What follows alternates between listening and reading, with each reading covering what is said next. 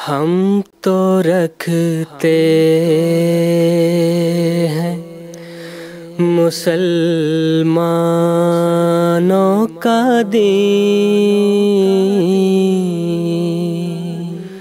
دل سے ہے خدا میں ختم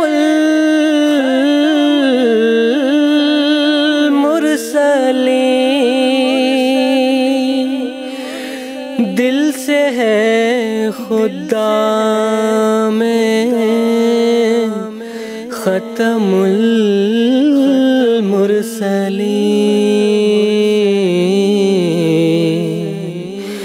ختم المرسلین۔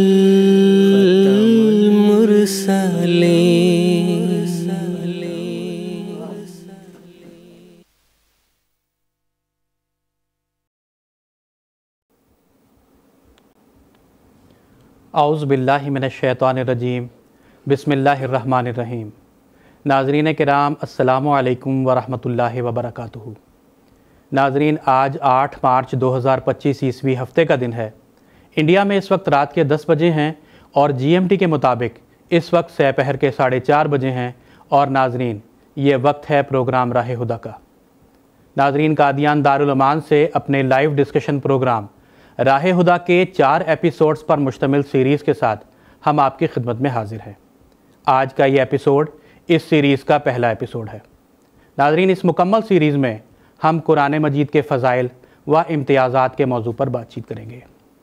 ناظرین، جیسا کہ آپ جانتے ہیں کہ پروگرام راہ ہدیٰ لائیو ہونے کے ساتھ ساتھ ایک انٹریکٹیو پروگرام بھی ہے، یعنی ہمارے ناظرین اپنے سوالات کے ذریعہ ہمارے اس پروگرام میں شامل ہو سکتے ہیں، اور ہمارے ساتھ جڑنے کے لیے ہمارے ناظرین اپنی ٹیلی ویژن سکرینز پر ہم سے رابطے کی تمام تفاصیل ملاحظہ فرما رہے ہوں گے۔ آپ ہم سے ٹیلی فونز لائنز کے ذریعہ رابطہ کر سکتے ہیں، اسی طرح ٹیکسٹ میسیجز، فیکس میسیجز اور ای میل کی سہولیت بھی دستیاب ہے۔ ہم اسٹوڈیو ڈسکشن کے ساتھ ساتھ اپنے ناظرین کے سوالات یہاں اسٹوڈیو میں موجود علماء کرام کے پینل میں پیش کرتے ہیں، اور ہمارے علماء کرام اسی پروگرام کے ذریعہ ہمارے ناظرین کے سوالات کے جوابات دیتے ہیں۔ ناظرین، آج کے ایپیسوڈ میں خاکسار کے ساتھ یہاں اسٹوڈیو میں جو علماء کرام کا پینل موجود ہے میں اس کا تعارف کروا دیتا ہوں۔ محترم مولانا منیر احمد خادم صاحب اور محترم مولانا زین الدین حامد صاحب آج کے ایپیسوڈ میں خاکسار کے ساتھ شریک گفتگو ہوں گے۔ میں ہر دو حضرات کا خیر مقدم کرتا ہوں۔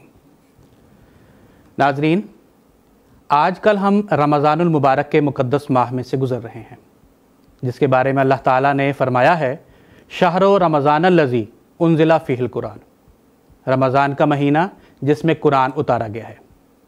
ناظرین، یہ ایک ایسا فکرہ ہے جس سے رمضان کی عظمت کا علم ہوتا ہے۔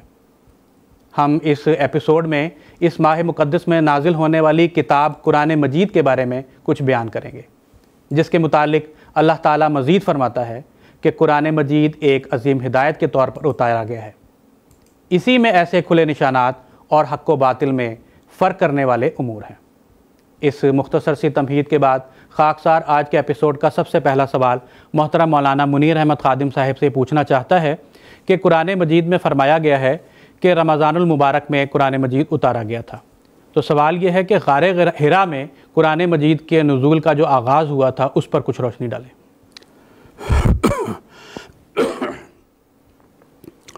بسم اللہ الرحمن الرحیم۔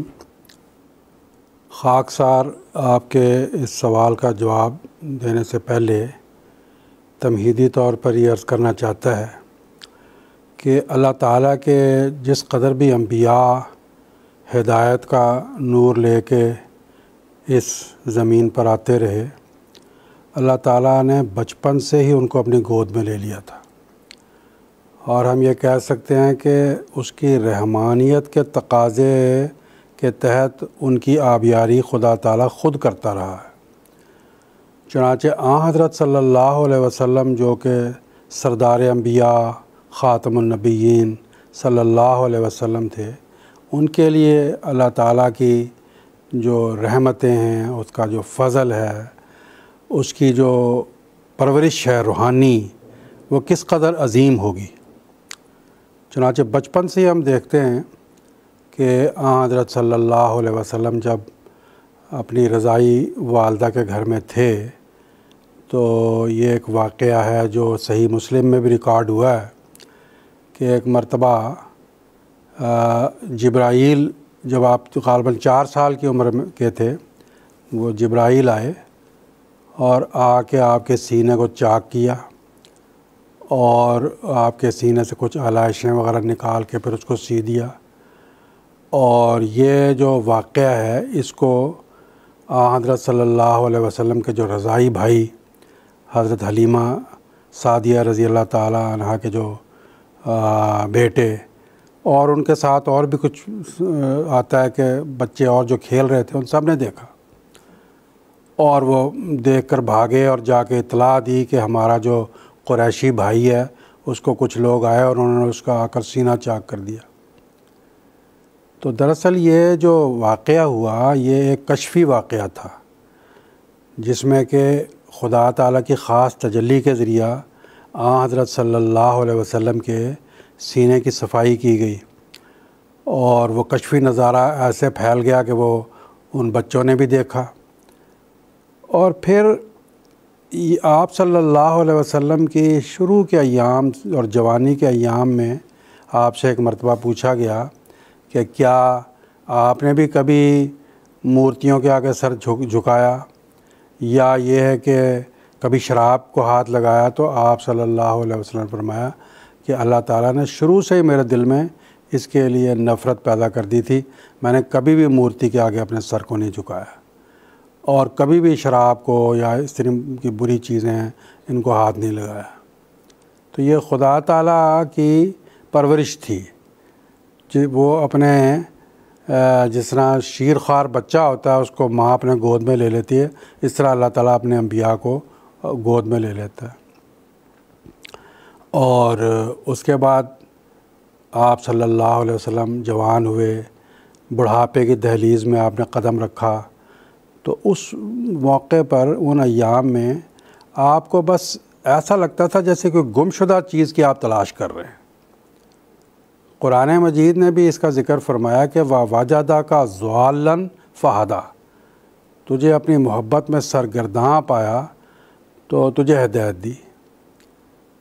تو ہر وقت خدا تعالیٰ کی یاد میں مگن. اور جب یہ غار حرا میں آپ پر اللہ تعالیٰ کی طرف سے کلام نازل ہونا شروع ہوا، اس سے 6 مہینے پہلے تو آپ کا یہ معمول بن گیا تھا کہ آپ مکہ سے شمال کی جانب ایک پہاڑ جس کا نام حرا ہے، اس میں ایک غار ہے جس کا نام غار حرا، تو اس میں جا کے آپ عبادت کرتے تھے. کھانا اپنا ساتھ لے جاتے اور وہیں جا کے کس رنگ میں خدا تعالیٰ کی یاد میں مگن ہوتے تھے اس کا تو تاریخ نے کوئی ذکر نہیں ہے کہ وہ کس رنگ میں آپ عبادت کرتے تھے، وہ عبادت کا کیا ڈھنگ تھا، لیکن یہ ذکر ہے کہ خدا کی یاد میں مگن رہتے تھے. لگاتار 6 مہینے تک جب اللہ تعالیٰ کی یاد میں آپ مگن رہے تو اس وقت کہتے ہیں کہ ایک رات خدا تعالیٰ کا فرشتہ آپ پر نازل ہوا اور اس نے یہ الفاظ کہے، اقرا. اقرا اس کا مطلب ہے پڑھ. حضرت صلی اللہ علیہ وسلم چونکہ پڑھنا لکھنا جانتے نہیں تھے، آپ نے کہا ما انا بقاری، میں تو پڑھا لکھا ہوں ہی نہیں. تو اس نے تاریخ میں آتا ہے کہ حضرت صلی اللہ علیہ وسلم کے سینے سے اپنے سینے کو لگایا اور زور سے بھینچا، پھر اس نے کہا پڑھ اقرا. آپ نے پھر یہی فرمایا کہ مجھے پڑھنا نہیں آتا. تیسری مرتبہ جب اس نے اقرا کہا تو ساتھ اس نے وہ قرآنی وحی کے الفاظ دہرانے شروع کیے، پڑھنے شروع کیے. اقرا بسم ربک الذی خلق، پڑھ اپنے رب کے نام کے ساتھ جس نے پیدا کیا.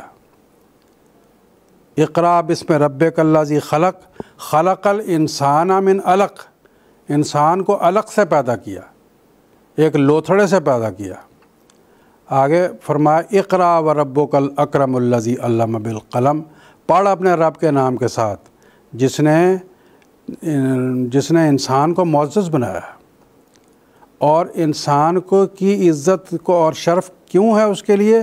علم بالقلم، قلم کے ذریعہ سے اس کو سکھایا. اور آگے فرمایا علم الانسان ما لم یعلم، انسان کو وہ کچھ سکھایا جو کہ وہ جانتا نہیں. تو یہ جو شروع کی 5 آیات سورہ علق کی جو ابتدائی دن حضرت صلی اللہ علیہ وسلم پر نازل ہوئی، ان کا نزول یہ بتاتا ہے کہ اس میں پڑھنے لکھنے اور پڑھنے لکھنے کے نتیجے میں عزت اور شرف کا حاصل ہونا اور علم کا پوری دنیا میں پھیل جانا، علم الانسان ما لم یعلم، وہ علوم کا پھیلا دیا جانا جو کہ پہلے دنیا کا انسان ان کو جانتا نہیں تھا۔ تو یہ حضرت صلی اللہ علیہ وسلم پر جب پہلی وحی ہوئی تو تاریخ میں آتا ہے کہ آپ یہ تو سن کر بڑے گھبرائے کہ یہ کیا ماجرا ہوا ہے میرے ساتھ۔ تو آپ گھر تشریف لائے اور گھبراہٹ کی حالت میں اپنی زوجہ مطہرہ حضرت خدیجہ رضی اللہ تعالیٰ عنہ سے آپ نے فرمایا کہ زمیلونی کہ میرے اوپر ایک کپڑا ڈال دو۔ گویا کہ آپ لیٹ جانا چاہتے تھے، سو جانا چاہتے تھے، گھبراہٹ تھی آپ کو، تو انہوں نے آپ کو بڑی ڈھارس دی۔ انہوں نے آپ کو کہا کہ ایسی بات نہیں ہے، اللہ آپ کو کبھی ضائع نہیں کرے گا۔ ان کے الفاظ یہ تھے کہ کلا واللہ ما یخزیک اللہ ابداً، خدا کی قسم اللہ آپ کو ہرگز ضائع نہیں کرے گا، اللہ آپ کو ہرگز رسوا نہیں کرے گا۔ کیوں نہیں رسوا کرے گا؟ آپ کے اندر ایسے اخلاق پائے جاتے ہیں کہ جو آج وہ اخلاق اس دنیا میں ہم کہیں دیکھتے نہیں۔ کیا اخلاق تھے؟ انہوں نے وہ اخلاق گنائے، انک لتصل الرحم، آپ رحمی رشتہ داریوں کو جوڑتے ہیں، لوگوں کو آپس میں ملاتے ہیں۔ آگے فرمایا وَتَكْسِبُ الْكَلَّةَ وَتَحْمِلُ الْكَلَّةَ، بوجھ والوں کے بوجھ اٹھاتے ہیں۔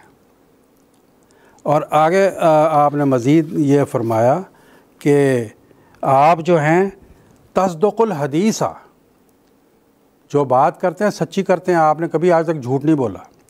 اور پھر وَتَكْسِبُ الْمَعْدُومَ، آپ ایسی نیکیاں دنیا میں پھیلا رہے ہیں جو کہ اس دنیا سے آج گم ہو چکی ہیں۔ آگے فرمایا وَتُعِينُ عَلَى نَوَائِبِ الْحَقِّ، جو حقدار ہیں ان کے حقوق کو دلانے میں آپ مدد کرتے ہیں۔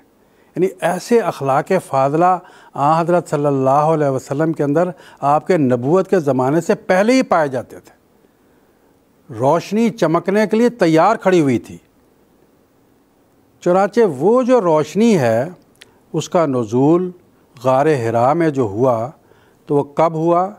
وہ رمضان کے مہینے میں ہوا، جس کا ذکر قرآن مجید میں اس طرح آتا ہے شہر رمضان الذی انزل فیہ القرآن، کہ رمضان کا مہینہ وہ مبارک مہینہ ہے جس میں قرآن مجید نازل کیا گیا۔ اور آگے اللہ تعالیٰ فرماتا ہے ہدی للناس، یہ جو قرآن مجید ہے لوگوں کے لیے ہدایت ہے، وبینات من الہدیٰ، صرف ہدایت نہیں ہے، اس کے اندر ہدایت کے کھلے کھلے دلائل، واضح اور روشن دلائل اللہ تعالیٰ نے بیان فرما دیے ہیں۔ آگے فرمایا والفرقان، صرف روشن دلائل نہیں بلکہ حق اور باطل کے اندر تمیز کرنے والے دلائل اللہ تعالیٰ نے بیان فرما دیے ہیں۔ تو یہ قرآن مجید کا نزول کب ہوا ہے؟ رمضان کے مہینے میں ہوا ہے، اور تاریخ میں لکھا ہے کہ وہ آخری عشرہ تھا، اور تاریخ جو ریکارڈ کی گئی ہے وہ زیادہ تر اختلاف تو ہے اس میں، لیکن جس میں زیادہ اتفاق ہے وہ 24 رمضان ہے، کہ 24 رمضان کو نزول قرآن ہوا، اور حضرت صلی اللہ علیہ وسلم پر اس رات قرآن مجید کا نزول ہوا۔ اور ایک جگہ قرآن مجید میں لکھا ہے کہ یہ جو رات تھی وہ لیلۃ القدر تھی۔ কোরআনে লেখা আছে এই যে রাত ছিল এটি লাইলাতুল কদর। রাত ছিল, চতুর্দিকে অন্ধকার ছিল, আর অন্ধকার রাতে কোরআন অবতীর্ণ হয়েছে, আর আধ্যাত্মিক দৃষ্টিকোণ থেকেও অন্ধকার রাতে অবতীর্ণ হয়েছে। তো এটি লাইলাতুল কদরে পরিণত হয়েছে। একইভাবে সূরা দুখানে আল্লাহ তাআলা লায়লা মুবারক বলেছেন, বরকতমণ্ডিত রাত বলেছেন। আল্লাহ তাআলা এই রাতকে বরকতমণ্ডিত রাত বলে উল্লেখ করেছেন যে এটি বরকতমণ্ডিত রাত, এতে খোদা তাআলার অনেক আশিস এবং কল্যাণ বা পুরস্কার রাজি মানুষের প্রতি, বান্দার প্রতি অবতীর্ণ হতে আরম্ভ হয়েছিল এবং ভবিষ্যতে অবতীর্ণ হতো, এই জন্য এই রাতের নাম রাখা হয়েছে লাইলায়ে মুবারাকা, পবিত্র কোরআনে। অতএব এই যে পবিত্র কোরআনে এসেছে, যেমনটি আপনি বলেছেন রমজান মাসে পবিত্র কোরআন নাজিল হয়েছে এবং হেরা গুহায় অবতীর্ণ হয়েছে, এর কিছুটা বিস্তারিত বিবরণ আমি আপনার সমীপে তুলে ধরলাম। ইনশাল্লাহ এরপরে আরও কিছু ইনশাল্লাহ উল্লেখ করব। জাযাকুমুল্লাহ তাআলা আহসানুল জাযা। দর্শকবৃন্দ, আমাদের দর্শকদের মধ্যে হতে একজন টেলিফোন কলার আমাদের সঙ্গে লাইনে আছেন, বাংলাদেশ থেকে মোকাররম আরিফুজ্জামান সাহেব টেলিফোন লাইনে আছেন। আমরা তার প্রশ্ন শুনব। আসসালামু আলাইকুম মোকাররম আরিফুজ্জামান সাহেব। ওয়ালাইকুম আসসালাম ওয়া রাহমাতুল্লাহি ওয়া বারাকাতুহু। খুবই চমৎকার আপনাদের প্রোগ্রাম, রমজান মাসে সুন্দর প্রোগ্রাম। আমার প্রশ্ন হচ্ছে পবিত্র কোরআনের সূরা ফাতিহা সম্পর্কে। সূরা ফাতিহার মাঝে পুরো কোরআনের সারাংশ বর্ণিত হয়েছে আমি শুনেছি, আর সাবুল মাসানি বলতে কি বলা হয়েছে বোঝানো হয়েছে। জাযাকুমুল্লাহ তাআলা আহসানুল জাযা। ধন্যবাদ আরিফ সাহেব। মুনির আহমদ খাদেম সাহেবকে উত্তর দেওয়ার অনুরোধ করব। সূরা ফাতিহা সম্পর্কে যেমনটি তিনি বললেন যে পবিত্র কোরআনের সারাংশ হচ্ছে এটি একেবারেই সঠিক, যে পবিত্র কোরআনেও এবং বিভিন্ন হাদিসেও এসেছে যে সূরা ফাতিহা পবিত্র কোরআনের সারাংশ। এর আরও অনেকগুলো নাম আছে, যেমন উম্মুল কোরা, সূরাতুশ শিফা। এর মাধ্যমে বা এইটি পাঠ করার ফলে মানুষ আরোগ্য লাভ করে, দৈহিক আরোগ্য এবং আধ্যাত্মিক আরোগ্য দুটোই লাভ করে। দৈহিক আরোগ্য সম্পর্কে হাদিসে এসেছে একবার সাহাবীরা সফরে ছিলেন, এক স্থানে তারা যান, সেখানকার নেতা বা সর্দার তাদেরকে পানি দেননি। যখন তারা ফিরে আসতে চান তখন পিছন থেকে কেউ পাঠায়, এরা মুসলমান এসেছিল, তাদের মধ্যে কোনো ব্যক্তির মাথা ব্যথা ছিল, তার স্ত্রীর বা অন্য কারো, যাই হোক তোমাদের কাছে কোনো চিকিৎসা আছে কি না। তখন সাহাবীদের মধ্য থেকে কেউ জানতেন যে সূরা ফাতিহার নাম সূরাতুশ শিফা, তিনি যান এবং তিনি গিয়ে সূরা ফাতিহা পড়ে তাকে দম করেন, এরপরে সে আরোগ্য লাভ করে এবং এর ফলে সে তাদেরকে অনেক উপহার উপঢৌকন দিয়েছিল। দীর্ঘ বিবরণ, সাহাবীদের মতভেদ দেখা দেয় এই উপহার আমরা খাবো কি খাবো না, কিন্তু মহানবী সাল্লাল্লাহু আলাইহি ওয়াসাল্লামের সমীপে যখন বিষয়টি উপস্থাপন করা হয় তিনি বলেন কি আছে নিয়ে আসো, তিনি নিজেও খেয়েছিলেন। এ থেকে বুঝিয়ে দিয়েছেন কোনো উপহার যদি পাওয়া যায় তাহলে খাওয়া যেতে পারে। এটিও প্রমাণ হয় সূরা ফাতিহা সূরাতুশ শিফা আরোগ্য লাভ প্রদানকারী সূরা। সাবুল মাসানির কি, সাবা মানে হচ্ছে 7, এর মধ্যে 7টি আয়াত রয়েছে অর্থাৎ সূরা ফাতিহায়, এবং মাসানি হচ্ছে সেই আয়াত যা বারবার পুনরাবৃত্তি করা হয়। সুতরাং আপনি দেখুন সূরা ফাতিহা সূর্য উদিত হয়ে সূর্যাস্ত পর্যন্ত বারবার এই সূরা পুনরাবৃত্তি করা হয় এবং ফজরের নামাজে আমরা 4 বার সূরা ফাতিহা পড়ি। জোহরের নামাজে যতগুলো রাকাত আছে প্রত্যেক রাকাতে, আসরে, মাগরিবে, ইশায় প্রত্যেক রাকাতেই আমরা সূরা ফাতিহা পাঠ করি। সূরা ফাতিহা যেহেতু প্রত্যেক নামাজে এবং প্রত্যেক দিন, প্রত্যেক মাসে, প্রত্যেক বছরে মানুষ সূরা ফাতিহা পাঠ করেন, তাই বলা হয়েছে সাবা মানে 7 আর মাসানি যা পুনরাবৃত্তি করা হয় অর্থাৎ এই 7টি আয়াত যা বারবার পাঠ করা হয়, পুনঃ পাঠকারী। এর মধ্যে আল্লাহ অনেক বরকত রেখেছেন। আর সূরা ফাতিহার মাঝে মূলত আল্লাহ তাআলা ইসলামের এক দৃষ্টিকোণ থেকে ইসলামের সারমর্ম বাতলে দিয়েছেন। এভাবে আল্লাহ তাআলার রুবুবিয়ত বা প্রতিপালকত্ব থেকে আরম্ভ করে এবং শেষে যে বলা দলিন অর্থাৎ মহানবী সাল্লাল্লাহু আলাইহি ওয়াসাল্লামের যে পতাকা উড্ডীন করেছেন এবং এই পতাকা উত্তোলনের ফলে পরবর্তীতে মুসলমানদের যে পতনের কথা আসে তারা ইহুদি এবং খ্রিস্টানদের সমতুল্য হয়ে যাবে, এর উল্লেখ আছে সূরা ফাতিহাতে। আজ বর্তমান যুগের যে ইতিহাস, ইহুদিরা এই যুগে যাকে আল্লাহ তাআলা মসিহ মাউদ ইমাম মাহদী বানিয়ে পাচ্ছে, সেই মসির সাদৃশ্য করে পাঠিয়েছেন, সেই মসিকে অস্বীকার করার কারণে ইহুদিরা যেভাবে লাঞ্ছনা গঞ্জনা শিকার হয়েছিল, আজ সেই একই মসিকে অস্বীকার করার কারণে বর্তমান যুগের মুসলমানরা সেই একই লাঞ্ছনা এবং গঞ্জনার শিকার হচ্ছে। যতক্ষণ পর্যন্ত এরা সূরা ফাতিহার এই তাফসীর যা স্বয়ং মহানবী সাল্লাল্লাহু আলাইহি ওয়াসাল্লাম বর্ণনা করেছেন আর পবিত্র কোরআনে হজরত মসিহ মউদ আলাইহিস সালাম এটি বারবার উল্লেখ করেছেন, যতক্ষণ পর্যন্ত এর উপর ঈমান আনবে না, এর প্রতি পরিধান করবে না, এটি পাঠ করবে না, ততক্ষণ পর্যন্ত মুসলমানদের যে বিকৃত অবস্থা এটি ঠিক হবে না। অতএব সূরা ফাতিহাই আছে যা মুসলমানদেরকে উন্নতির পানে নিয়ে যায়, মুসলমানদেরকে উন্নতির দিকে অগ্রগামী করেছে।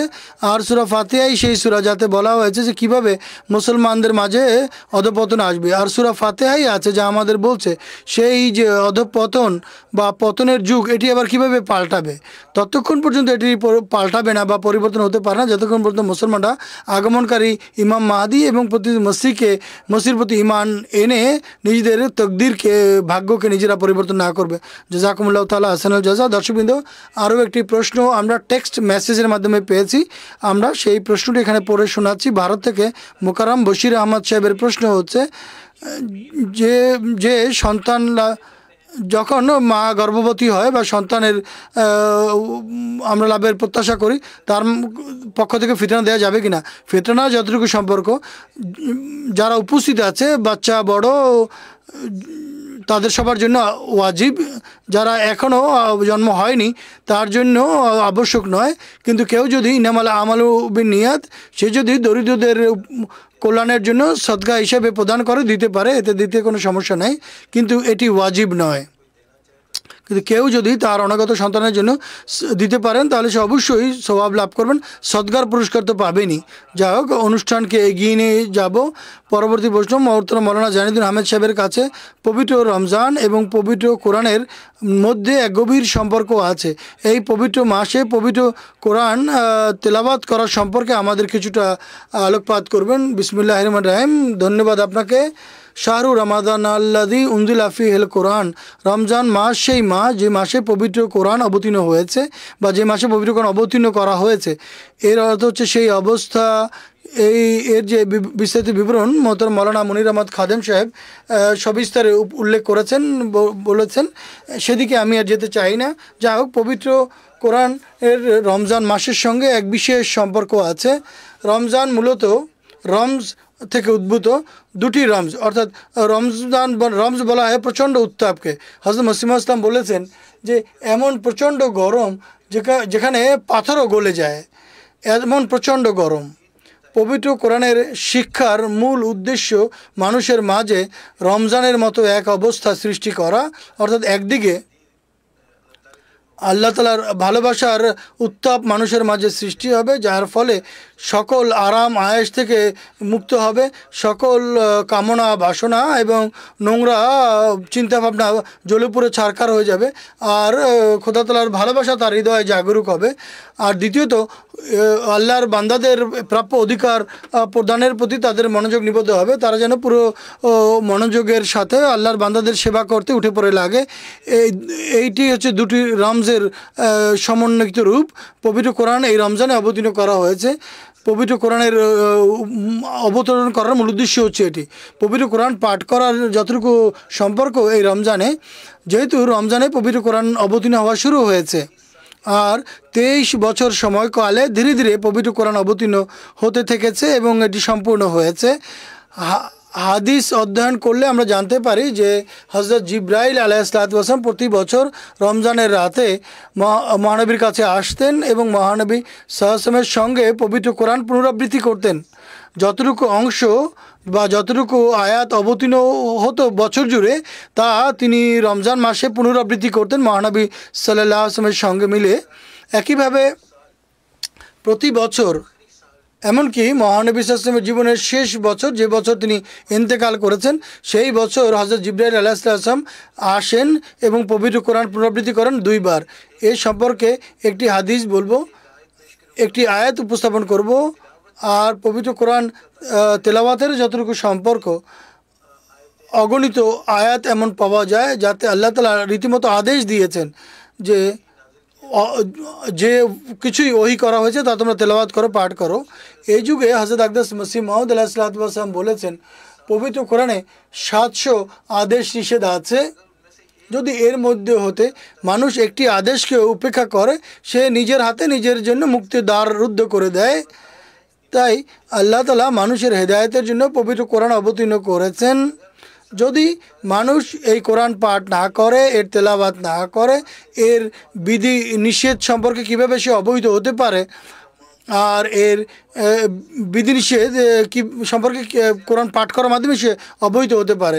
তাই মানুষের জন্য আবশ্যক সে যেন পবিত্র কোরআন পাঠ করে। এর অনেক শ্রেষ্ঠত্ব বর্ণনা করা হয়েছে বিভিন্ন হাদিসে। পবিত্র কোরআনের দু একটি আয়াত উল্লেখ করব, এরপর সময়ের দিকে দৃষ্টি রেখে মহানবী সাল্লাল্লাহু আলাইহি ওয়াসাল্লামের দু একটি হাদিসে উল্লেখ করব। পবিত্র কোরআনে আল্লাহ তাআলা বলেন, ইয়াতলুনা কিতাবাল্লাহি وأقاموا الصلاة وأنفقوا مما رزقناهم سرا وعلانية يرجون تجارة لن تبور। يقينا নিশ্চয়ই তারা যারা আল্লাহর গ্রন্থ পাঠ করে এবং নামাজ কায়েম করে এবং তার মধ্যে হতে যা আমরা তাদেরকে দান করেছি তা থেকে গোপনেও খরচ করে এবং প্রকাশ্যেও খরচ করে এবং তারা এমন ব্যবসার আশা রাখে যা কখনোই ধ্বংস হবে না। এরপর বলেছেন, ইনাহুমুল কিতাব ইয়াতলুনাহু হাক্কা তিলাওয়াতিহি उलाइका युमिनून बिही वमन यकफुर बिही फउलाइका हुमुल खासिरून। वो लोग जिन তারা যাদেরকে আমরা গ্রন্থ দান করেছি তারা যেন তার সেভাবে তেলাওয়াত করে যেভাবে তেলাওয়াত করার দায়িত্ব, তারাই এমন মানুষ যারা এর উপর ঈমান রাখে এবং যদি কেউ একে অস্বীকার করে তাহলে তারাই ক্ষতিগ্রস্ত হবে। পবিত্র রমজানে পবিত্র কোরআন তেলাওয়াত করার সম্পর্কে মহানবী সাল্লাল্লাহু আলাইহি ওয়াসাল্লামের একটি হাদিস উপস্থাপন করছি। তিনি বলেছেন, আসিয়ামু ওয়াল কোরআনি লিয়াশফাআনি লিআবদিল ইয়াউমাল কিয়ামা। রোজা এবং একইভাবে কোরআন দুটি জিনিস বান্দার সুপারিশ করবে, বান্দার শাফায়াত করবে। কবে? ইয়াউমুল কিয়ামা, কিয়ামত দিবসে। ইয়াকুলু সিয়াম রাব্বি ইন্নি মানাতু তামু ওয়া শাহওয়াত বিন নাহার। রোজা বলবে, হে আমার প্রভু প্রতিপালক, আমি তাদেরকে পানাহার থেকে এবং দৈহিক মিলনাদি থেকে দূরে রেখেছি দিনের বেলা, তাই তুমি তার অনুকূলে আমার শেফাত গ্রহণ করো। আর কোরআন বলবে,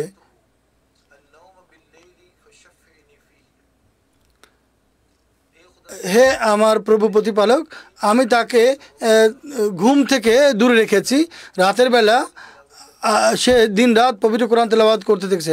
ফাশাফিনি ফি, তুমি আমার শাফাত গ্রহণ করো তার অনুকূলে। তখন বলবে ইয়াশফান, অর্থাৎ এই কোরআন এবং রোজার যে সুপারিশ সেটি গ্রহণ করা হবে, অর্থাৎ সেই ব্যক্তিকে এই সুপারিশ গ্রহণ করে মাফ করে দেওয়া হবে। আরেক হাদিস আছে, सल्लल्लाहु अलैहि वसल्लम अजवद अन्नास वकान अजवद मा यकून फ़ी रमज़ान हीन यल्क़ाहु जिब्रील वकान यल्क़ाहु फ़ी कुल्लि लैलतिन मिन शहर रमज़ान फ़युदारिसुहुल क़ुरआन फ़कान रसूलुल्लाह सल्लल्लाहु अलैहि वसल्लम हीन यल्क़ाहु जिब्रील अजवद मिन रीहिल मुरसला। रावी बयान कर বর্ণনাকারী বলছেন যে মহানবী সাল্লাল্লাহু আলাইহি ওয়াসাল্লাম সবচেয়ে বেশি উদার বা দানশীল ছিলেন আর বিশেষভাবে রমজান মাসে অনেক বেশি তিনি দান সদকা করতেন। যখন জিবরাইল আলাইহিস সঙ্গে তার সাক্ষাৎ হতো আর জিবরাইল আলাইহিস সালাম রমজান মাসে প্রত্যেক রাতে মহানবীর সাথে সাক্ষাৎ করতেন, ফায়ুদারিসুল কোরআন, এবং তাকে কোরআন শিক্ষাতেন, অর্থাৎ কোরআন পুনরাবৃত্তি করতেন। ফাকানা রাসূলুল্লাহ সাল্লাল্লাহু আলাইহি ওয়াসাল্লাম, মহানবী সাল্লাল্লাহু আলাইহি ওয়াসাল্লাম যখন জিবরাইলের সঙ্গে সাক্ষাৎ করতেন, পবিত্র কোরআন পুনরাবৃত্তি করতেন, তখন তিনি প্রবল তুফানের মতো দান সদকা খয়রাত করতেন, প্রবল ঝড়ের বেগে দান সদকা খয়রাত করতেন।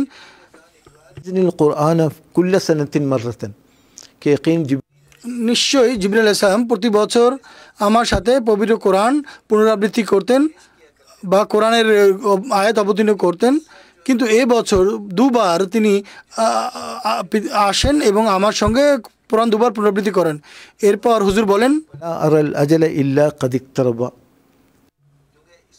যেহেতু এবছর যে বছর মহানবী সাল্লাল্লাহু আলাইহি ওয়াসাল্লাম ইন্তেকাল করেছেন, এইবার মহানবী সাল্লাল্লাহু আলাইহি ওয়াসাল্লাম জিবরাইল দুবার কোরআন অবতীর্ণ পুনরাবৃত্তি করেন, তাই আমি মনে করছি যে আমার মৃত্যুর সময় ঘনিয়ে এসেছে, অর্থাৎ আমার মৃত্যুর সময় ঘনিয়ে এসেছে। এভাবে আরও অনেক হাদিস আছে, অগণিত হাদিস আছে। একবার মহানবী সাল্লাল্লাহু আলাইহি ওয়াসাল্লাম বলেছেন, হযরত আবু উমামা রাদিয়াল্লাহু তাআলা আনহু বর্ণনা করেছেন যে সাল্লাল্লাহু আলাইহি ওয়াসাল্লাম ইয়াকুলু ইকরাউল কুরআন ফাইন্নাহু ইয়াতি ইয়াউমুল কিয়ামতি শাফিয়ান লিআসহাবিহি। কোরআন পাঠ করো, কেননা কিয়ামত দিবসে তার সাহাবীদের জন্য, যারা তার কোরআনের শিক্ষার উপরে আমল করবে তার জন্য শাফাত করবে। দুটি বিষয়ে হাসাদ বা ঈর্ষা করা যেতে পারে।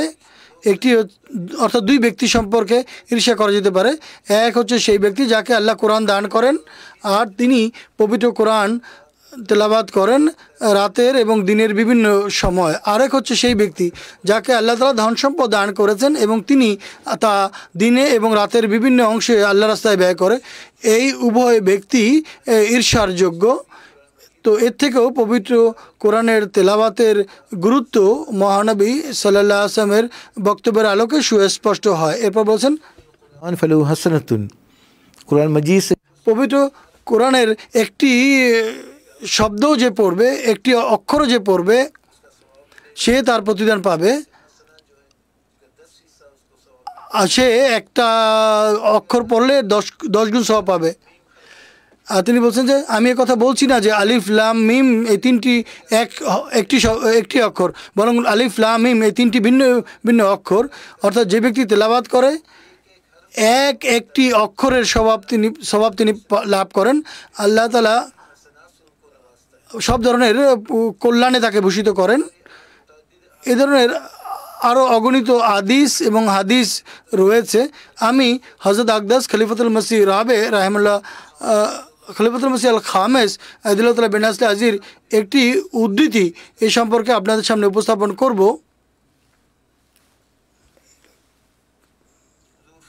হুজুর বলেন যে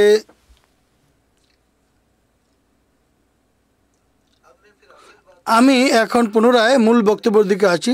যেভাবে শুরুতে আমি বলেছিলাম যে এমন পরিস্থিতিতে একজন আহমদীর দায়িত্ব বা ভূমিকা কী হওয়া উচিত।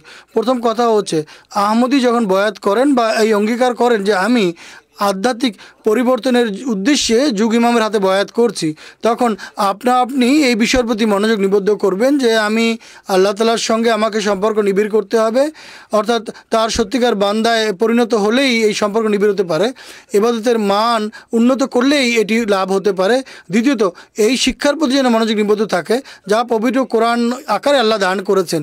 এই সম্পর্কে আল্লাহ তাআলা বলেছেন, আমার গ্রন্থকে তার প্রাপ্য অধিকার দিয়ে তেলাওয়াত করো। যে আয়াত আমি এখনই পাঠ করেছি তাতে আল্লাহ তাআলা বলছেন, এর অনুবাদ হচ্ছে সেসব মানুষ যাদেরকে আমরা ঐশী গ্রন্থ দান করেছি তারা এর এমনভাবে তেলাওয়াত করে বা এই গ্রন্থ তেলাওয়াত করে যেভাবে তেলাওয়াত করার দায়িত্ব এরাই তারা যারা খোদার প্রতি ঈমান আনে। আর যে ব্যক্তি একে অস্বীকার করে সে অবশ্যই ক্ষতিগ্রস্ত হবে বা সে ক্ষতিগ্রস্ত হয়ে থাকে। এরপর বলেছেন তেলাওয়াত করার দায়িত্ব কি। তেলাওয়াত করার দায়িত্ব হচ্ছে যখন পবিত্র কোরআন পড়বে, যে আদেশ এবং নিষেধ আছে তার প্রতি পরিধান করবে, যেগুলি করার আদেশ রয়েছে সেগুলি করবে, যে কাজ করতে বারণ করা হয়েছে সেগুলি থেকে বিরত থাকবে। মহানবী সাল্লাল্লাহু আলাইহি ওয়াসাল্লামের সামনে ইহুদি এবং খ্রিস্টানদের এই দাবিই ছিল যে আমাদের কাছেও একটি ঐশী গ্রন্থ আছে। তারা চাইতো মুসলমানরা যেন তাদের কথা মেনে নেয়। আল্লাহ তাআলা ইহুদিদের এই বক্তব্য প্রত্যাখ্যান করেছেন, তোমাদের এই গ্রন্থ এখন আর এতটা যোগ্য নয় যে একে সত্য গ্রন্থ বলা যেতে পারে, কেননা তোমাদের কর্ম এই শিক্ষার পরিপন্থী। তোমরা কিছু বিষয় গোপন করো, কিছু বিষয় প্রকাশ করো। অতএব তোমাদের গ্রন্থ এখন আর মানুষকে হেদায়েত দিতে পারে না, বরং মহানবী সাল্লাল্লাহু আলাইহি ওয়াসাল্লামের আবির্ভাবের পর, শরীয়ত অবতীর্ণ হওয়ার পর এই পবিত্র কোরআনই একমাত্র গ্রন্থ যা হেদায়েতের পথ প্রদর্শনকারী, যা এখন বিশ্বে হেদায়েত প্রতিষ্ঠিত করবে। অতএব সাহাবা রিদওয়ানুল্লাহি আলাইহিম এটি প্রমাণ করেছেন। তাদের জীবন একথার প্রমাণ যে তারা মোমেন। যারা এই গ্রন্থ পাঠ করার দায়িত্ব যথাযথভাবে পালন করেছেন তারাই সত্যিকার অর্থে ঈমানদার সাব্যস্ত হয়েছেন। আল্লাহ তাআলা ঈমানকে সৎকর্মের সঙ্গে শর্তযুক্ত করেছেন। অতএব হুজুর বলছেন সত্যিকার মোমেন সে যে তেলাওয়াতের দায়িত্ব যথাযথভাবে পালন করে, আর সত্যিকার মোমেন সে যে সৎকর্ম সম্পাদন করে। কাজেই তেলাওয়াতের দায়িত্ব সেবেই পালন করতে পারে যে সৎকর্ম সম্পাদন করে। এই যুগে মুসলমানদের জন্য এটি একদিক থেকে সতর্কবার্তাও, যদি তোমরা ঐশী গ্রন্থ কোরআন পাঠ করো আর যদি আমল না করো যে আমল করার নির্দেশ কোরআনে রয়েছে, তাহলে তোমাদের ইমান কোনো কাজের নয়। এই যুগে সৈয়দনা হযরত মসিহ মাউদ আলাইহিসসালাম এই জন্যই আবির্ভূত হয়েছেন, যেন পবিত্র কোরআনের সত্যিকার শিক্ষা পৃথিবীতে পুনরায় প্রতিষ্ঠিত করেন। আহমদীদের, প্রত্যেক আহমদীর দায়িত্ব, যেভাবে হুজুরের উদ্ধৃতি থেকেও সুস্পষ্ট, তারা যেন প্রতিদিন কোরআন পাঠ করে, আর বিশেষ করে এই পবিত্র মাসে, যা এই সুমহান গ্রন্থ এই মাসে, বা যে সুমহান গ্রন্থে নাজেল হওয়া শুরু হয়েছিল এই রমজান মাসে, হযরত জিবরাইল আলাইহিসসালামের মাধ্যমে পুনরায় কোরআন পুনরাবৃত্তি করা হয়েছে মহানবী ইসলামের সাথে এই রমজান মাসেই। এই দৃষ্টিকোণ থেকে বিশেষভাবে আমাদেরকে রমজান মাসে তিলাওয়াতের প্রতি অনেক বেশি মনোযোগ দেওয়া উচিত। এমনিতেই সারা বছরই পবিত্র কোরআনের জ্ঞান শেখার জন্য, জ্ঞান অর্জনের জন্য এবং এর আদেশ এবং নিষেধ সম্পর্কে জানার জন্য, এগুলোকে নিজেদের জীবনে অবলম্বন করার জন্য আমাদের সর্বদা চেষ্টা করা উচিত, যাতে আল্লাহ তাআলার বিধিনিষেধ সম্পর্কে আমরা জানতে পারি এবং সে অনুযায়ী আমরা নিজেদের জীবনকে সাজাতে পারি। জাযাকুমুল্লাহু তাআলা আহসানাল জাযা। অদমের পরবর্তী প্রশ্ন মোহতারাম মাওলানা মুনির আহমদ খাদেম সাহেবের কাছে, যে শাহরু রমাদান আল্লাযী উনজিলা ফিহিল কোরআন, এই আয়াতের সৈয়দনা হযরত মুসলিম মাউদ রাদিয়াল্লাহু আনহু তিনটি অর্থ করেছেন, সেই অর্থগুলো কি তা সবিস্তারে উল্লেখ করার অনুরোধ করছি। সৈয়দনা হযরত আকদাস আল মুসলেহুল মাউদ রাদিয়াল্লাহু তাআলা আনহু তাফসিরে কবিরের 3য় খণ্ডে এবং সূরা বাকারার তাফসিরে শাহরু রমাদান আল্লাযী উনজিলা ফিহিল কুরআন হুদাল লিন-নাস ওয়া বাইয়িনাতিম মিনাল হুদা ওয়াল ফুরকান, এই আয়াতের তাফসির বর্ণনা করতে গিয়ে বলেন, এখন আমি বলছি শাহরু রমাদান আল্লাযী উনজিলা ফিহিল কোরআনের 3টি অর্থ রয়েছে। প্রথম অর্থ হুজুর বলছেন উনজিলা ফিহিল কোরআনের অর্থ হচ্ছে অবতীর্ণ করা হয়েছে এই মাসে কোরআন। এর অর্থ হচ্ছে এই মাস সম্পর্কে কোরআন অবতীর্ণ করা হয়েছে, অর্থাৎ পবিত্র কোরআনে রমজানের আদেশ নিষেধ অবতীর্ণ হয়েছে, এটি একটি অর্থ। তাফসিরে কবিরে হযরত মুসলিম মাউদ রাদিয়াল্লাহু আনহু এটি করেছেন যে উনজিলা ফিহিল কোরআনের অর্থ হচ্ছে যে রমজান, পবিত্র রমজান সম্পর্কে পবিত্র কোরআনে আয়াত অবতীর্ণ হয়েছে। দ্বিতীয় অর্থ হুজুর করেছেন যে রমজান মাসে পবিত্র কোরআন অবতীর্ণ হওয়া আরম্ভ হয়েছে, আর এটি একেবারে ইতিহাসের আলোকে সম্মত। তিনি বলেন হাদিস থেকে সঠিকভাবে একেবারে স্পষ্টভাবে প্রমাণিত যে পবিত্র কোরআন রমজান মাসেই নাযিল হওয়া আরম্ভ হয়েছে। যদিও তারিখ নির্ধারণের ক্ষেত্রে মতভেদ রয়েছে, কিন্তু হাদিস বিশারদগণ 24 তারিখ, রমজানের 24 তারিখকে তারা নির্ধারণ করেছেন। আল্লামা ইবনে হাজার আসকালানি এবং আল্লামা জুরকানি উভয়ে এই রওয়ায়াতকে অগ্রাধিকার প্রদান করেছেন যে পবিত্র কোরআন রমজান মাসের 24 তারিখে অবতীর্ণ হওয়া আরম্ভ হয়েছে। দ্বিতীয় অর্থ উনজিলা ফিহিল কোরআনের অর্থ কি, যে পবিত্র কোরআনের অবতরণ বা অবতরণের যে সূচনা এটি রমজান মাসে হয়েছিল। তৃতীয় অর্থ হুজুর রাদিয়াল্লাহু আনহু করেছেন পবিত্র কোরআন রমজান মাসে, পুরো কোরআন রমজান মাসে অবতীর্ণ হয়েছে। যদিও আমরা বলি 23 বছর জুড়ে পবিত্র কোরআন ধীরে ধীরে অবতীর্ণ হয়েছে, কিন্তু এ কথাও সত্য, যেভাবে এখনও জাইনুদ্দিন সাহেব বললেন যে রমজান মাস, এই মাসে যতটুকু পবিত্র কোরআনের আয়াত অবতীর্ণ হয়েছিল তা পুনরায় পুরোপুরি সেই 30 দিনে অবতীর্ণ হতো, অর্থাৎ পুনরাবৃত্তি করা হতো। তাই প্রত্যেক রমজানে বিগত অবতীর্ণ পুরো কোরআন নাজেল করা হতো এবং যে নতুন আয়াতগুলো তা অবতীর্ণ করা হতো। তো প্রত্যেক রমজান মাসেই কোরআন অবতীর্ণ হয়েছে।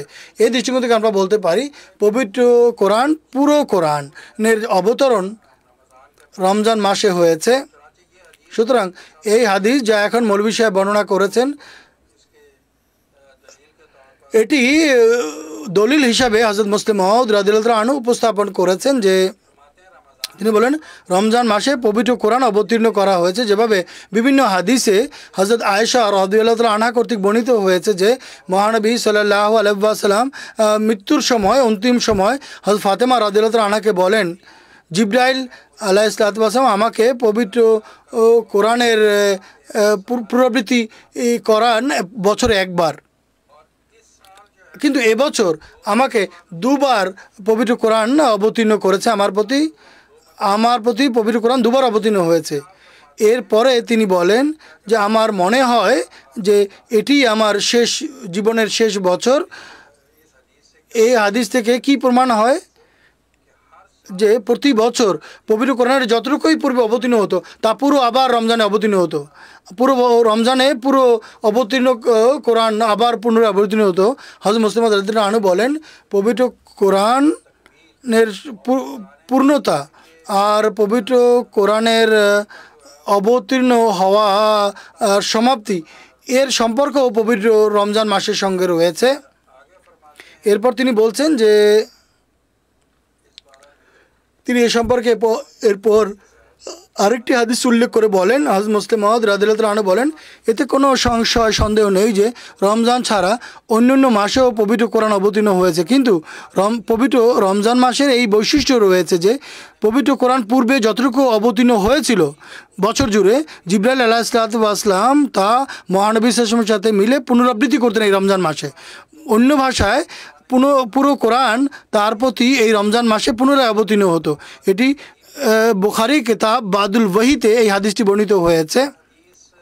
সুতরাং আরেক হাদিসে তিনি বর্ণনা করেন, যা মৌলভী সাহেব পাঠ করে শুনিয়েছেন, রমজান মাস মহানবী সাল্লাম বড় অত্যন্ত উদার এবং দানশীল ছিলেন, কিন্তু তার এই দানশীলতা বদান্যতা রমজান মাসে যখন জিবরাইল আলাইহিস সালাম তার প্রতি অবতীর্ণ হতেন রাতের বেলা এবং পবিত্র কোরআন তার সামনে পাঠ করে শোনাতেন বা পবিত্র কোরআনের দরস হতো তার সঙ্গে, তখন তার এই দানশীলতার পরিমাণ আরও অনেক বেড়ে যেত, অনেক গুণ বেড়ে যেত। এর দৃষ্টান্ত এমন দেয়া হয়েছে যে রমজান মাসে পবিত্র কোরআন অবতীর্ণ হওয়ার সময় মহানবী সাল্লাল্লাহু আলাইহি ওয়াসাল্লামের দানশীলতার উপমা বা উদাহরণ দিতে গিয়ে বলেন, যেভাবে প্রবল তুফান বা ঝড় বায়ু চলতে থাকে ঠিক একইভাবে মহানবী সাল্লাল্লাহু আলাইহি ওয়াসাল্লাম প্রবল বেগে দান সদকা খয়রাত করতেন, অর্থাৎ আল্লাহর রাস্তায় তিনি ব্যয় করতেন। এ থেকে কি প্রমাণ হয় যে রমজান মাসের সম্পর্ক পবিত্র কোরআনের সঙ্গেও রয়েছে, যে এটি ঐশিক বাণী, আর রমজান মাসের সম্পর্ক খোদা তাআলার বান্দাদের সম্পর্কেও রয়েছে। যখন আমরা ঐশী বাণী পাঠ করি তা কি শেখায় আমাদেরকে? তা এটিই শেখায় যে আল্লাহ তাআলার বান্দাদেরও পুরোপুরি সেবা করো, তবেই খোদা তাআলার ইবাদত সম্পূর্ণ হবে, ইবাদত দায়িত্ব পালন হবে। তিনি বলেছেন যে মহানবী সাল্লাল্লাহু আলাইহি ওয়াসাল্লাম সকল মানুষের চেয়ে বেশি উদার ছিলেন, দানশীল ছিলেন, আর সবচেয়ে বেশি দান সদকা খয়রাত তিনি রমজান মাসেই করতেন, যখন জিবরাইল তার সঙ্গে এসে সাক্ষাৎ করতেন। আর জিবরাইল রমজান মাসে প্রত্যেক রাতেই তার সঙ্গে সাক্ষাৎ করতেন আর পুরো কোরআন মজিদ তার সঙ্গে মিলে পুনরাবৃত্তি করতেন।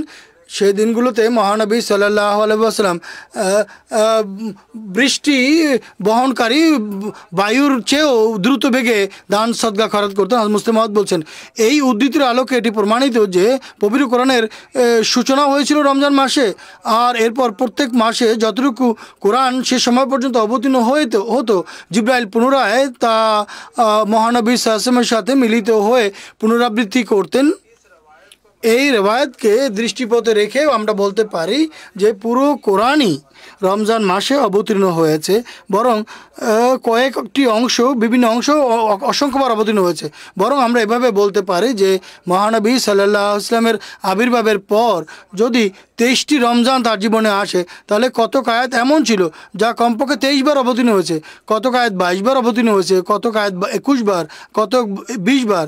একইভাবে শেষ সময় যে আয়াত নাজিল হয়েছে তাও কমপক্ষে 2 বার পুনরাবৃত্তি করা হয়েছে, যেভাবে মহানবী সাল্লাল্লাহু আলাইহি ওয়াসাল্লাম বলেছেন তার জীবনের অন্তিম বছরে জিবরাইল আলাইহিসসালাতু ওয়াসাল্লাম 2 বার তার সঙ্গে পবিত্র কোরআন পুনরাবৃত্তি করেছেন।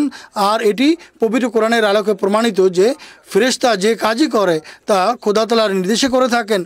তাই একথা বলা যেতে পারে না যে জিব্রাইল আলাইহিসসালামের রমজান মাসে অবতরণ বা তার সঙ্গে মিলিত হয়ে পবিত্র কোরআন পুনরাবৃত্তি করা এটিকে আমরা নাজেল বলতে পারি না, কোরআনের নাজেল বলতে পারি না। কেননা ফেরেশতা তখনই অবতীর্ণ হয় যখন আল্লাহ তাআলা কোনো আদেশ দেন। আর ইসলামী পরিভাষায় এর জন্য নজুল পরিভাষাই ব্যবহার করা হয়েছে। অতএব উনজিলা ফিহিল কোরআনের এটিও একটি অর্থ। তিনটি অর্থ হুজুর এখানে বর্ণনা করেছেন।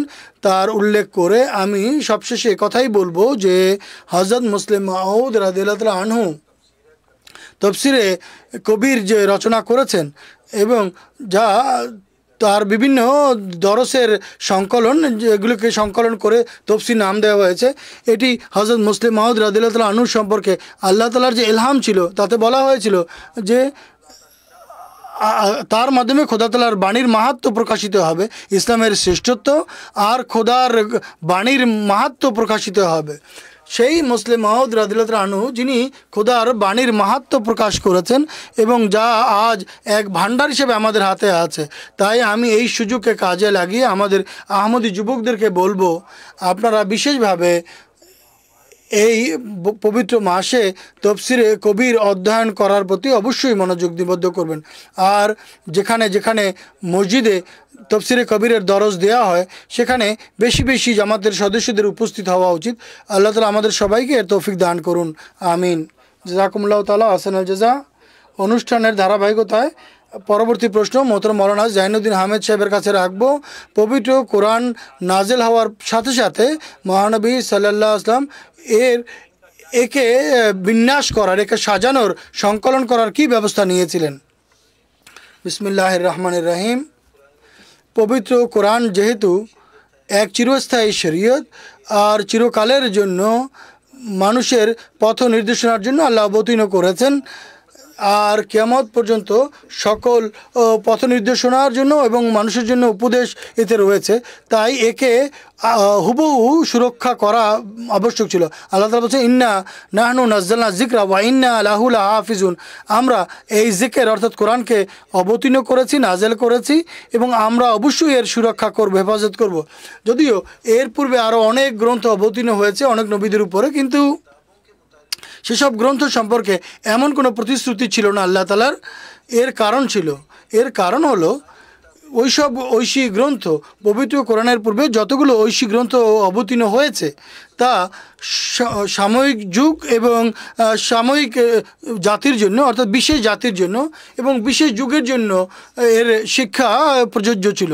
কিন্তু পবিত্র কোরআন যখন অবতীর্ণ হয়, পবিত্র কোরআন আল্লাহ তাআলা নাজেল করেন, তখন চিরকালের জন্য এটি চিরন্তন শরীয়ত হিসেবে নাজেল করেছেন। আর কিয়ামত পর্যন্ত পবিত্র কোরআনের সকল আয়াত মানুষকে হেদায়েত প্রদান করতে থাকবে। তাই যতগুলো গ্রন্থ, অর্থাৎ পূর্ববর্তী যতগুলো ঐশী গ্রন্থ আছে, সেই শিক্ষাগুলো, তার মধ্যে যে শিক্ষাগুলো ছিল তা আল্লাহ তাআলা পবিত্র কোরআন অবতীর্ণ করেছেন। এতে বলেছেন ফিয়া কুতুবুন কাইমা, পূর্ববর্তী সকল শিক্ষার সমাবেশ করা হয়েছে এই গ্রন্থে, যা সংরক্ষণ করা আবশ্যক ছিল।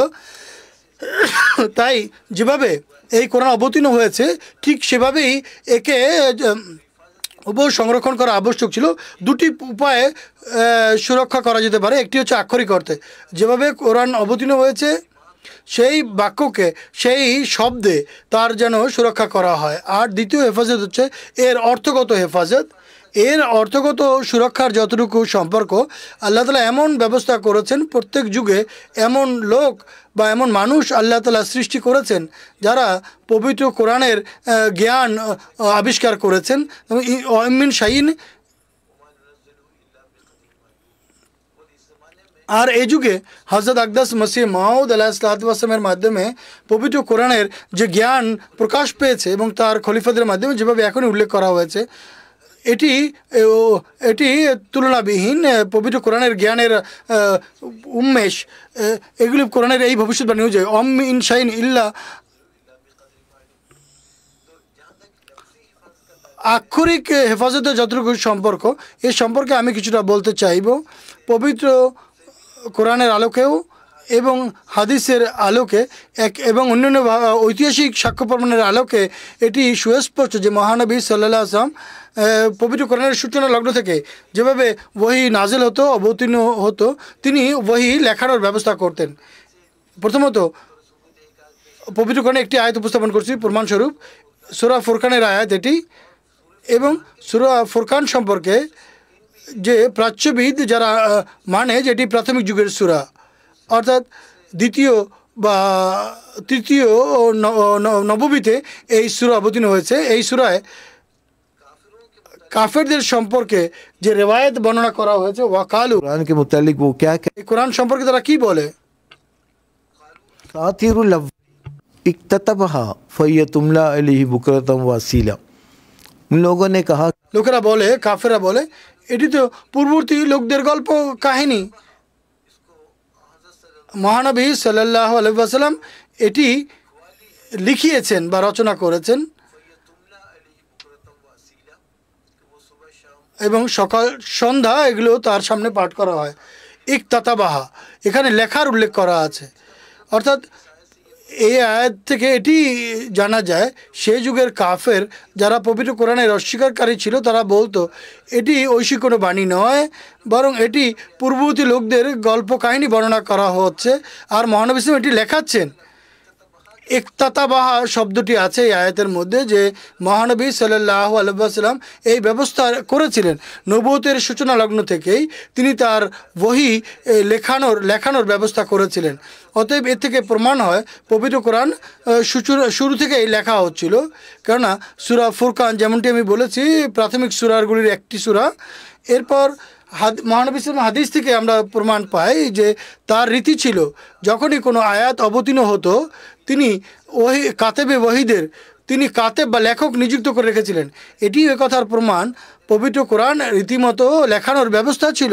কেউ কেউ বলে পবিত্র কোরআন এত বছরে লেখা হয়েছে বা এত বছর পরে সংকলন করা হয়েছে, তা নয়, বরং কোরআন যেভাবেই অবতীর্ণ হয়েছে মহানবী সাল্লাল্লাহু আলাইহি ওয়াসাল্লাম কাতেবদের মধ্যে হতে কাউকে ডাকতেন এবং তাকে রীতিমতো নির্দেশ দিতেন এবং সেই অনুযায়ী তিনি লিখে দিতেন। যখন মহানবী সাল্লাল্লাহু আলাইহি ওয়াসাল্লামের প্রতি কোনো আয়াত নাজিল হতো, একটি রিওয়ায়াত উল্লেখ করছি, সুনান তিরমিজির হাদিস এটি, इज़ा नज़ल अलैहि शै दआ बाज़ मन कान यक्तबु फ़यक़ूलु ज़ऊ हाउलाइल आयात फ़ी सूरतिल्लती युज़करु फ़ीहा कज़ा व कज़ा व इज़ा नज़लत अलैहिल आया फ़यक़ूलु ज़ऊ हाज़िल आया फ़ी सूरतिल्लती युज़करु फ़ीहा कज़ा व कज़ा। यानी অর্থাৎ যখনই মহানবী সাল্লাল্লাহু আলাইহি ওয়াসাল্লামের প্রতি কোনো আয়াত অবতীর্ণ হতো তখন তিনি তার ওহী কাতেবদের মধ্যে হতে কাউকে আদেশ দিতেন যে এই আয়াতগুলোকে অমুক অমুক সূরার অমুক অমুক স্থানে লিখে নাও। যদি একই আয়াত অবতীর্ণ হতো তাহলে তিনি কোনো কাতেব ওহীকে ডেকে কোনো সূরার নির্ধারিত জায়গা তিনি বাতলে দিতেন যে সেই জায়গায় তুমি এটি লিপিবদ্ধ করে নাও। এই আয়াত থেকে এই বিষয়টি সুস্পষ্ট হয় পবিত্র কোরআন নবুয়তের সূচনা লগ্ন থেকেই পবিত্র কোরআন লেখার বা সুরক্ষা করার ব্যবস্থা করা হয়েছিল। পবিত্র কোরআন লেখা সম্পর্কে মহানবী সাল্লাল্লাহু আলাইহি ওয়াসাল্লামের কাতেব হযরত জায়েদের এই রিওয়ায়াত থেকেও পাওয়া যায়। তিনি বলেন যে মহানবী সাল্লাল্লাহু আলাইহি ওয়াসাল্লাম বলেছেন, बु अन्नी वमन कतब अन्नी गैरल कुरान फलियमहु। কোরআন শরীফ ছাড়া অন্য কিছু তোমরা লিখবে না। যদি কেউ কিছু লিখে সাধারণ কোনো নির্দেশনা তাহলে তা তোমরা মুছে ফেলো। এর কারণ হচ্ছে পবিত্র কোরআন খোদা তাআলার ওহী, তাই কোরআনের অবতরণের সাথে সাথে যদি মানুষ হাদিসও লেখা শুরু করতো, মহানবী সাল্লাল্লাহু আলাইহি ওয়াসাল্লাম অন্যান্য নির্দেশনাও যদি লেখা শুরু করতো তাহলে এটি মিলেমিশে যাওয়ার একটা সন্দেহ থাকতো বা সম্ভাবনা থাকতো। তাই মহানবী সাল্লাল্লাহু আলাইহি ওয়াসাল্লাম বলছে কোরআনের ওহী তোমরা শুধু লিখে রাখো, আর অন্য কোনো কেউ যদি অন্য কিছু লিখে রাখো তাহলে তা মুছে ফেলো। মহানবী সাল্লাল্লাহু আলাইহি ওয়াসাল্লাম যুগে পবিত্র কোরআন কাপড় বা চামড়ার টুকরোর উপরে লিখে রাখা হতো, এটিও একটি রিওয়ায়াত পাওয়া যায়। আরেকটি ঐতিহাসিক সাক্ষ্য বা প্রমাণ হচ্ছে যখন হযরত ওমর রাদিয়াল্লাহু তাআলা আনহু ইসলাম গ্রহণ করার ঘটনা বর্ণনা করা হয়। হযরত ওমর রাদিয়াল্লাহু তাআলা আনহু মহানবী সাল্লাল্লাহু আলাইহি ওয়াসাল্লামের কে হত্যা করার উদ্দেশ্যে বেরিয়েছিলেন। প্রতিমধ্যে তার সঙ্গে সাক্ষাৎ হয় এবং সে বলে তোমার বোন এবং তোমার ভগ্নিপতি তো ইসলাম গ্রহণ করছে। তাই তিনি সরাসরি তার বোনের বাড়িতে যান। সেখানে পৌঁছলে তার ভগ্নিপতি তিনি কি করছিলেন, তিনি কিছু পৃষ্ঠা, কিছু কাগজের টুকরা, তার নাম ছিল খাব্বাব, সেসব কাগজ বা পৃষ্ঠাগুলি তিনি লুকিয়ে রেখেছেন যেগুলোর উপরে কোরআন লেখা ছিল। এটিও একটি ঐতিহাসিক প্রমাণ যে পবিত্র কোরআন রীতিমতো লেখার ব্যবস্থা ছিল, তাই তার কাছে কাগজ ছিল। হযরত ওমর রাদিয়াল্লাহু তাআলা আনহু সেটি দেখতে চেয়েছিলেন। তিনি বলছেন যে আমি তোমাকে দেখাবো না, তুমি গোসল করে আসো, তারপর তোমাকে দেখানো হবে। তাই সেই আয়াত তার উপরে এতটা প্রভাব বিস্তার করেছিল যে অবশেষে তিনি সত্যের কাছে নত স্বীকার করেন এবং মহানবী সাল্লাল্লাহু আলাইহি ওয়াসাল্লামের দাসত্ব বরণ করেন। একইভাবে পবিত্র এছাড়া আরও অনেক হাদিস এবং ঐতিহাসিক সাক্ষ্য প্রমাণ পাওয়া যায় এবং পবিত্র কোরআনের বিভিন্ন আয়াত থেকে জানা যায় যে পবিত্র কোরআন রীতিমতো অক্ষরের দিক থেকেও এবং অর্থের দিক থেকেও এর সুরক্ষা করার ব্যবস্থা করা হয়েছিল, এর হেফাজতের ব্যবস্থা করা হয়েছিল সূচনা লগ্ন থেকেই। আর হযরত মুসলিম মাউদ রাদিয়াল্লাহু তাআলা আনহুর একটি উদ্ধৃতি পাঠ করছি। যখন হযরত আবু বকর রাদিয়াল্লাহু তাআলা আনহুর খেলাফতকালে যখন অনেক ধরনের নৈরাজ্য দেখা দেয়, তার মধ্যে একটি ভয়ানক নৈরাজ্য ছিল মুসাইলামা কাজ্জাবের।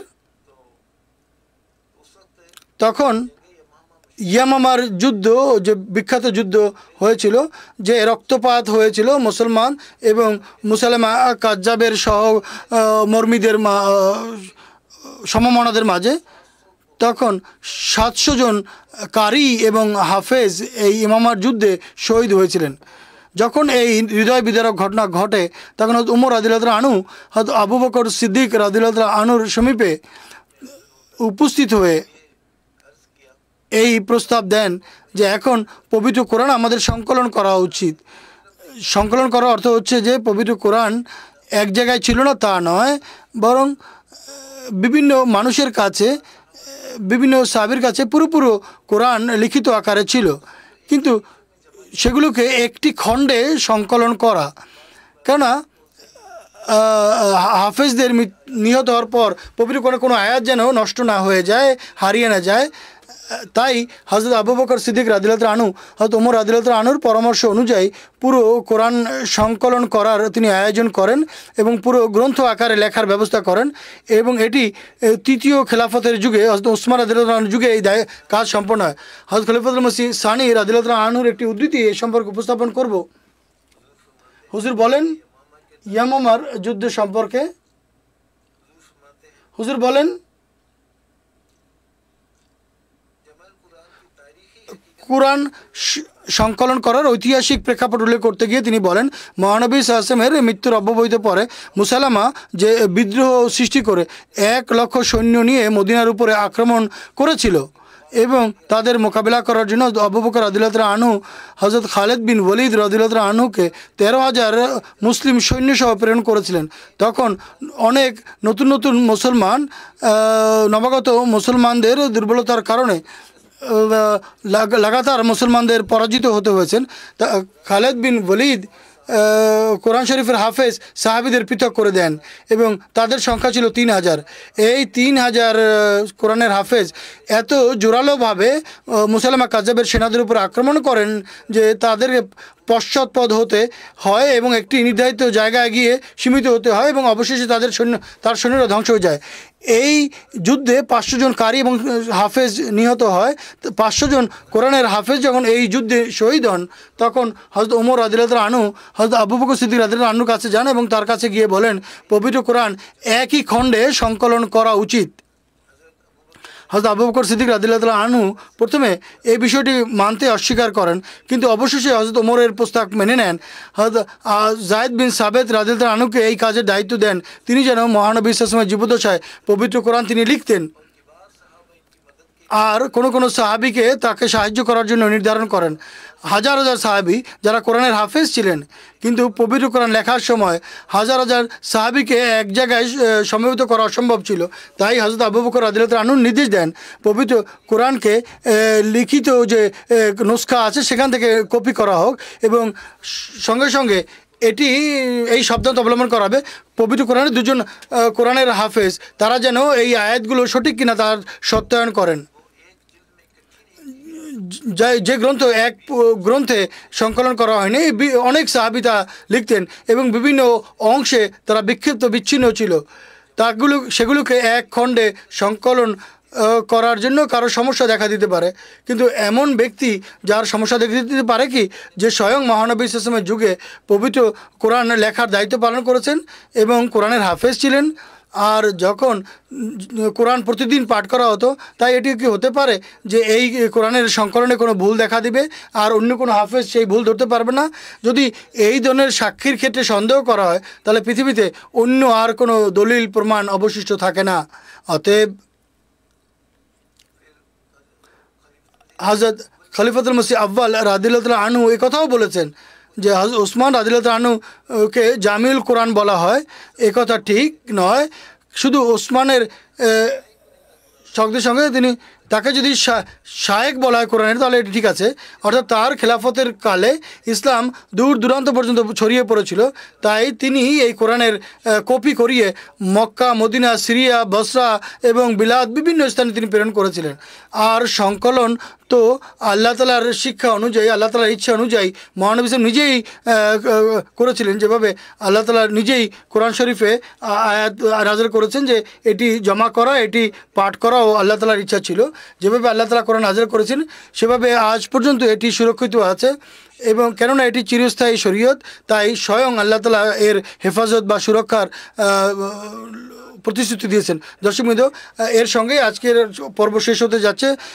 অনুষ্ঠানের শেষে অদম সৈয়দনা হযরত আকদাস মসিহ মাউদ আলাইহিসসালাতু ওয়াস সালাম একটি উদ্ধৃতি উপস্থাপন করবে। সৈয়দনা হযরত মসিহ মাউদ আলাইহিসসালাতু ওয়াস সালাম বলেন, পবিত্র কোরআনকে পরিত্যাগ করে সফলতা একটি অসম্ভব কাজ।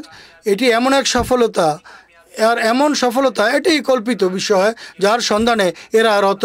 সাহাবীদের আদর্শ নিজেদের সামনে রাখো, দেখো তারা খোদার রসুল সাল্লাল্লাহু আলাইহি ওয়াসাল্লামের অনুসরণ করেছেন এবং ধর্মকে জাগতিকতার উপর অগ্রাধিকার দিয়েছেন এবং সকল প্রতিশ্রুতি যা তাদের দিয়েছিলেন আল্লাহ তাআলা তা পূর্ণ করেছেন।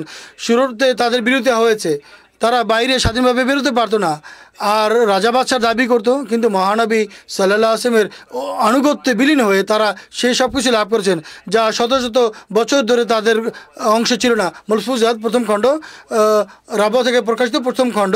দর্শকবৃন্দ, এর সঙ্গেই আমাদের আজকের পর্ব শেষ হচ্ছে। ইনশাআল্লাহ তাআলা আগামী পর্বে এই বিষয় নিয়ে আমরা আলোচনা জারি রাখবো। ততক্ষণ পর্যন্ত অনুমতি দিবেন। আসসালামু আলাইকুম ওয়া রাহমাতুল্লাহি ওয়া বারাকাতুহু। यही नूर खुदा पाओगे, लो तुम्हें तौर तसल्ली का बताया हमने। आओ लोगों के यही नूर खुदा पाओगे, लो तुम्हें तौर तसल्ली का बताया